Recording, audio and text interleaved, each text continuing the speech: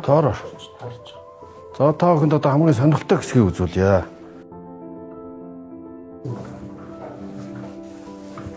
За энэ одоо 1930 оноос хойш 30 оны 1 сараас хойш одоо сонин 1924 оны 1 сарын 8-ны өдөр гэж байна.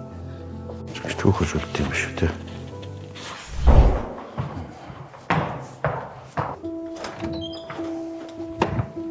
Орчлох уу?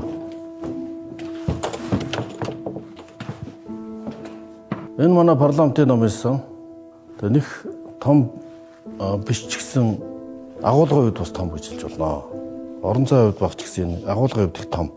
Яагаад тэгэхээр энд 45,000 гаруй ном хадгалагдаж байгаа төдийгүй Монгол улсын үе үеийн парламентын бүх хуралдааны тэмдэглэл протокол энд хадгалагдаж идэг. Өөрөөр хэлбэл энэ бол Монгол төрийн түүхийн нэг хэсэг юм.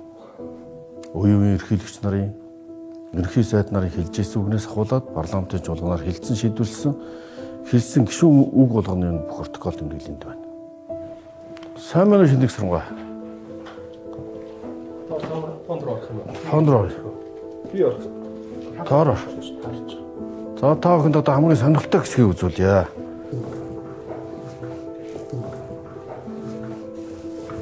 За энэ одоо 1930 оноос хойш 30 оны 1 сараас хойш одоо сонин 29 он биш дээ. 28 он байна, 27 он байна, 26, 30 он биш шүү. 24 оноос хойш.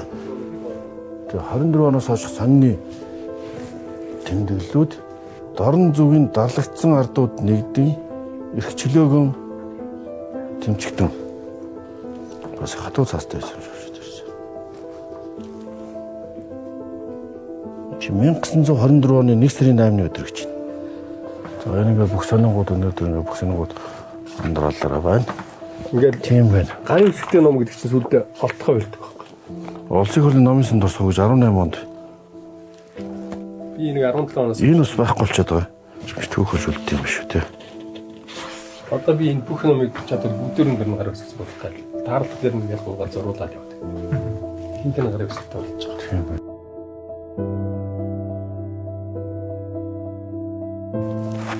Америкийн алдар зохиолч хэлсэн байдаг л да. Ном уншигч хүн бол мянган амьдралаар амьдардаг. Уншдаггүй хүн бол нэг л амьдралаар амьдардаг гэж. За өнөөдөр ингээд парламентын номын сангаад очихын танилцууллаа. Бид энэ номын сангаа өргөтгөж, хууль зүйн үндэсний хүрээлэн дээр байгуулж олон нийтэд нээлттэй ил тод болгохоор зорж байна. Ингэснээр энэ чинь олон нийттэйгээ харьцдаг, олон нийтээс мэдээлэл авдаг. За мөн ном судалгаа, парламентын судалгаа, хууль тогтоомжийн судалгаануудыг хэрэгжүүлдэг, хууль тогтоомжийн хэрэгжилтийг өсгөнд судалдаг. Ийм том судалгааны лаборатори, оюуны лаборатори болж хөгжүүлэхээр бид зорж байна. За энэ хууль зүйн үндэсний хүрээлэн маань Монголын үндэсний бичиг соёл номын өдрүүдийг зохион байгуулна.